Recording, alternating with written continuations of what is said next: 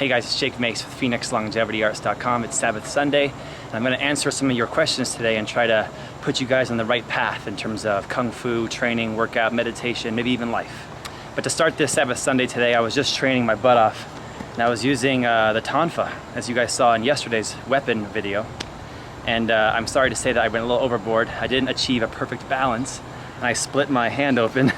I have pretty good calluses on my hands from doing all this training. And usually the staff, the nunchucks, and Tonfa get close, but I got a nice little blister there. So I'm going to show you guys how I heal this. Literally, I got this blister 3 minutes ago, and I just washed my hands. Really good with Dr. Bronner's peppermint soap, and maybe even my good friend Mark's soap, who made it for us custom. But immediately after the washing of the hands, I'll show you how my edible landscape here at Longevity Gardens. We have 85 edible fruit, nut, and pea trees. We have over multiple thousands of square foot of raised beds, and a lot of our plants are not just edible but medicinal. And there's one plant that I use for both edible and medicinal. I'll show you.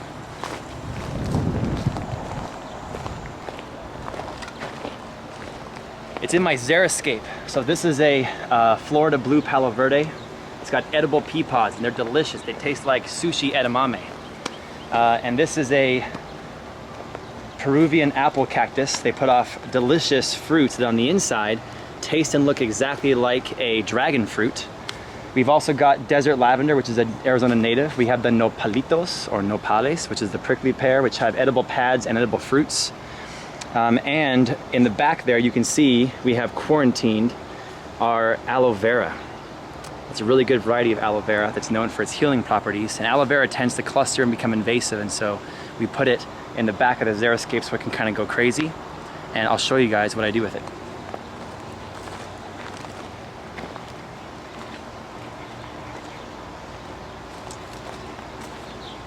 So you guys can use a pair of scissors or a knife, but I didn't bring one out with me today. So I just grabbed one of these nice looking arms that looks plump and juicy.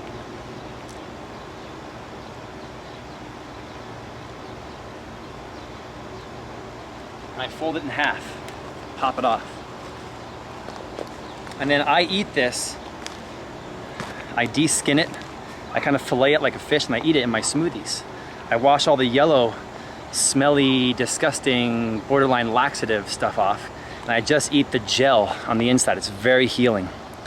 But for putting on my body as an external neosporin-like disinfectant and healing agent, I'll pick off little pieces, or I'll just squeeze it out like toothpaste. This piece just came off, so I'll show you an example. I'll probably clip that piece of skin off. I know it's disgusting, I'm sorry. And I will kind of rub the aloe vera inside the wound. And I'm telling you guys, this is gonna heal me up 3 times faster than I would heal on my own. Almost like the speed of Wolverine, or the T-1000 in Terminator 2. So I rub this guy on, then I'll just throw that back there and give that back to the plants. But then I'll take this, just squeeze from the bottom, and kind of work it up like a old tube of toothpaste. And I get all that juice in there going on. And then I can just kind of lay that juice all in my hand. It's kind of slimy and disgusting. And even though it's disgusting and slimy, this stuff is unbelievable for healing. And I'll give you guys some progress in my other videos about how fast I'm healing with the aloe vera. It'll be fast. I will give you an example. A week ago I was trellising some of my cucumbers up, and my trellis was kind of rusted over, and there was one piece of raw trellis that I went in to grab the cucumber, and it hit me right in the head and sliced me down the forehead. And I was bleeding and pretty bad. I put the aloe vera on right away for about 3 hours in a row. 3 days later my cut was gone. No joke. So I'm just working it in there, see that? I try to get some mobility back in there. If you guys eat aloe vera straight, you might have a little bit of a laxative effect. If you smell the yellow gunky part that comes out, it smells kind of like body odor. It's really disgusting. But if you fillet it right, maybe I'll do in a future video. I'll show you guys how I eat aloe vera. That'll be coming up. If you do it right, it's one of the best things for boosting your immune system and detoxifying your body. And then right at the end here, what I do, the last step, is I'll take one more big chunk out, like this guy, And I will lay this little chunk right here, right on the blister. And I'll just let it sit there and let it be there for a while. So for an example, here's an example. You can already see how the wound looks a lot better. The blister is right there. It's looking better. It'll probably scab over, but it's not going to have any infection, completely detoxed. And when the zombie apocalypse happens, I'm not going to be one of the ones dying of a bacteria infection from a cut. Hey, so I'm sorry to show you guys my blister there, but I thought you guys might like to know how I heal myself using plants from my garden. So I'll give you guys updates on how I'm healing up.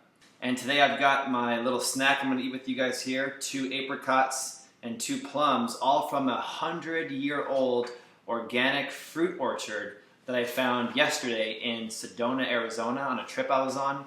We were doing a tour of a vineyard with a lot of grapes being grown. And on the way back, we passed this orchard, and I recognized some peach, plum, and apricot trees. We saw a sign, we went in, and this guy had been there since this farm had been there since 1914, so it's a 100-year anniversary. And the guy who runs it now runs it as kind of like a little lodging bed and breakfast, or you can go and just pick fruit for $4 a pound. And I mean, talk about organic. It's in Sedona. It's been grown for 100 years. And this gentleman's name was Chris Robinson. Apparently, he was a star of General Hospital years ago. So it's kind of a cool little backstory. But today I wanted to talk to you guys about volunteering and doing things to help people, animals, and the planet. And so I've been really interested in kind of furthering my work with different nonprofits and in the volunteer sector. And so one of the tools that I have is YouTube, is talking to you guys, and I can get your opinion on, especially if you're in Arizona or in the United States, or if you've gone and helped out abroad, what are some ways that you guys have volunteered or worked with nonprofit organizations, whether they help animals, humans, or the environment?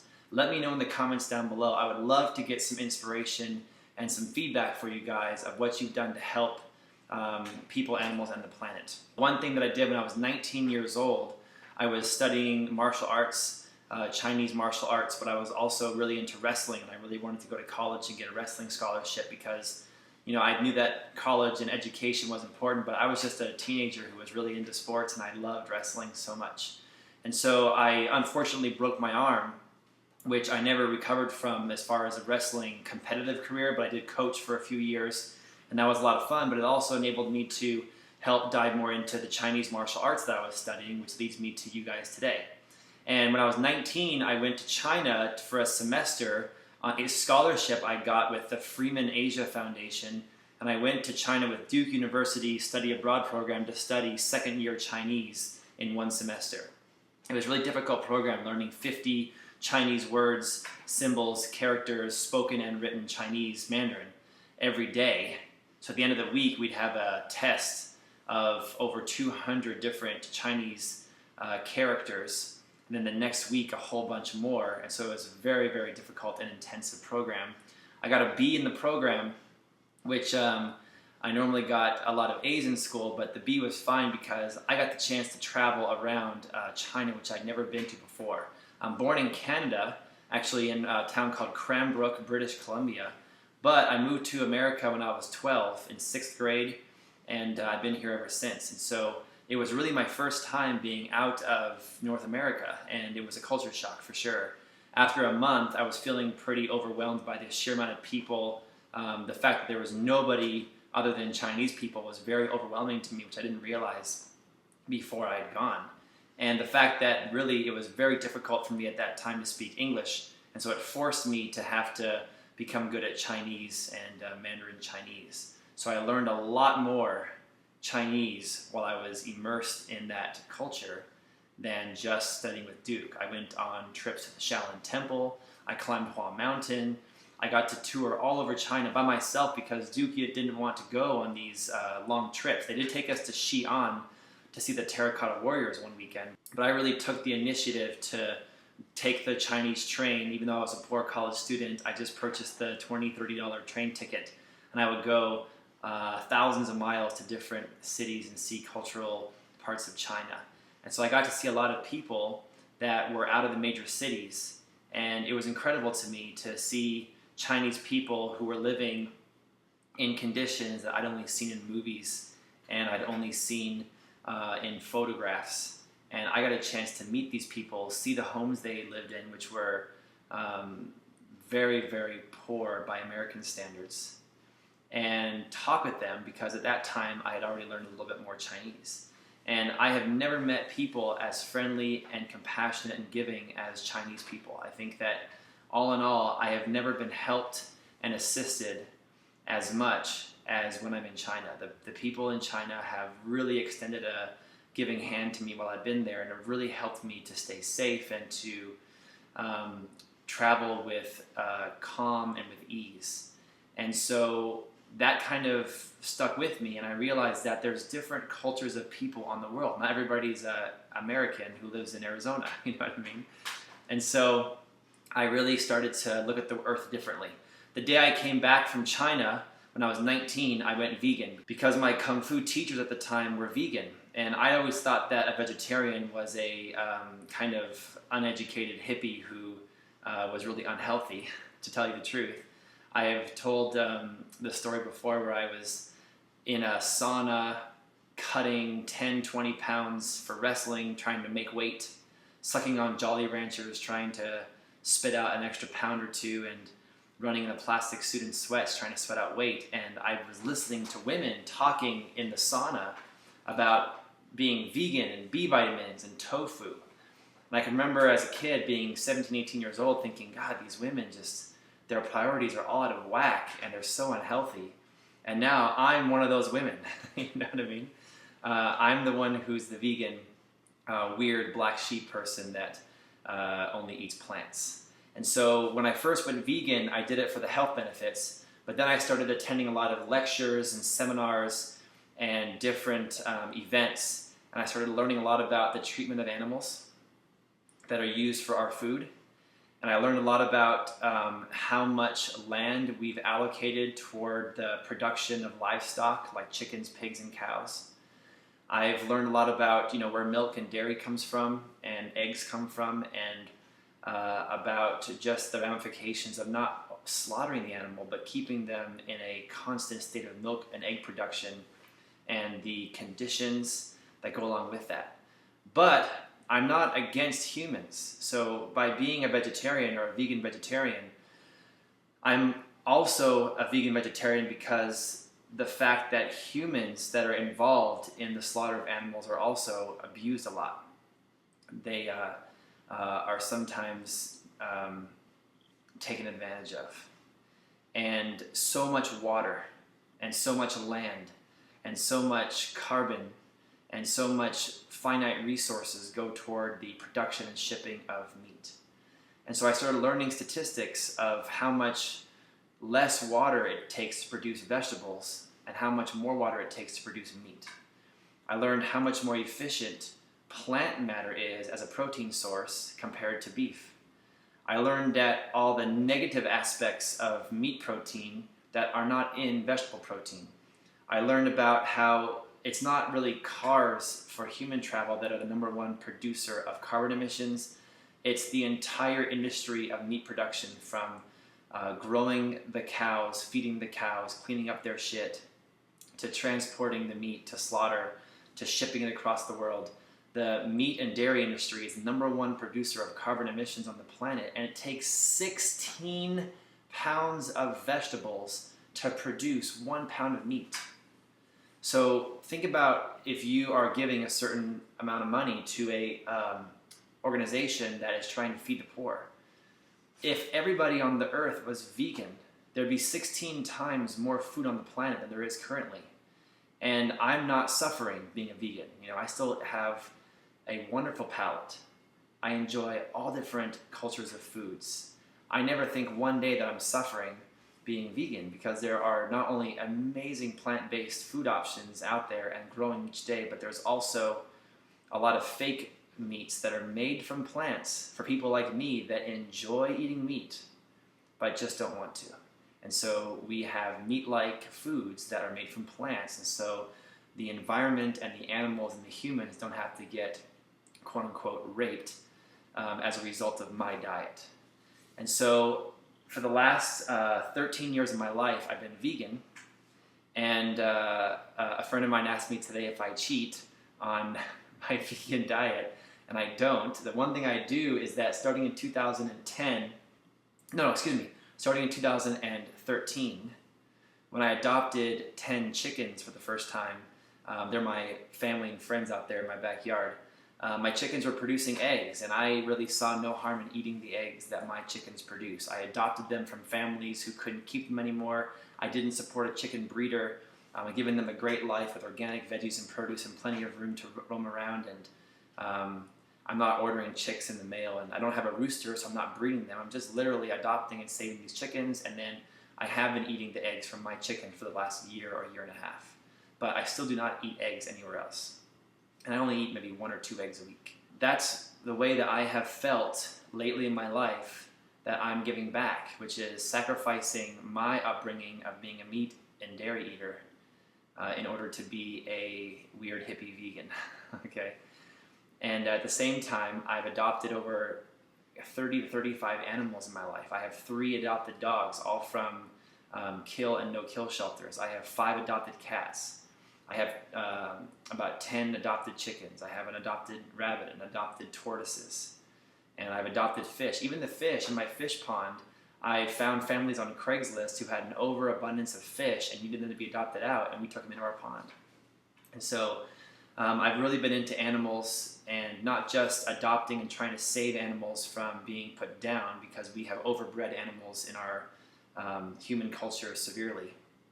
I spay and neuter all my animals, which is very important. We've even captured a bunch of cats off the street, spayed and neutered them, and re-released them, trying to help control the pet population, like Bob Barker always says.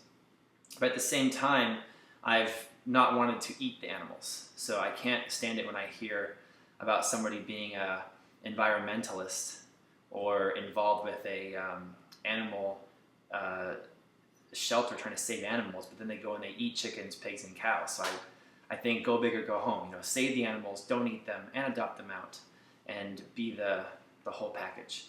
But I've really wanted to get into other things. So I've wanted to help more organizations that deal with education of children, and that deal with helping people in other nations besides America. And I'm really interested in if you guys have any suggestions for me of how I can help, in addition to being vegan and adopting animals and trying to grow my own food at my house.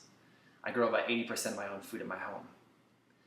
What else can I do to help humans and to help the environment or to help animals? Are there any organizations that do volunteering in different countries that need help with gardening or martial arts or fitness or education or English speaking or labor of rebuilding from any kind of destructive natural events or any destructive events of war or anything else? What do you guys know that I don't know? Can you give me some suggestions in the comments below? And do you know any organizations that are very honest and very giving and are looking for people to help, that are motivated and have some basic skills? I wish I was a doctor or a nurse, because it seems like that would be one of the best professions to be an expert in order to go off and heal people medically in different places, but I don't have those skills. So let me know what you guys think in the comments down below. This is our Sabbath Sunday video of the day. I gave you guys some advice for a blister. I'm going to enjoy my apricot here, and I hope that you guys pick something in your life you're passionate about that transcends your life.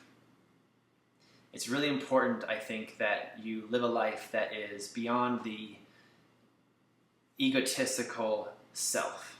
And it's fine for somebody to talk about not being full of ego and not being selfish, but it's hard to actually make something concrete happen today that is selfless.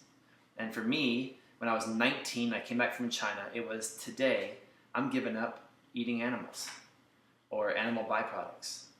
And then it was, hey, I'm giving up going to the store for all this food. I'm going to grow up my own property. And then it was, hey, I'm going to harvest the water off my house so I can use rainwater to feed my garden. And then it was, hey, I really don't have the money and the time to take care of all these animals, but I'll make it work and I'll adopt 25 to 35 animals and see if I can make it work. And I've saved all these lives. So I I really hope you guys have something in your life that's bigger than you, that you can really embrace as one of the reasons why life is worth living. At the same time, I hope that you guys wish to share that with other people like I wish to do here. And so I wish that you guys would share something with me that I don't know about, that'll get me started on the next stage of a life of giving back. This is Jake Mace signing off, and I will see you guys tomorrow for meditation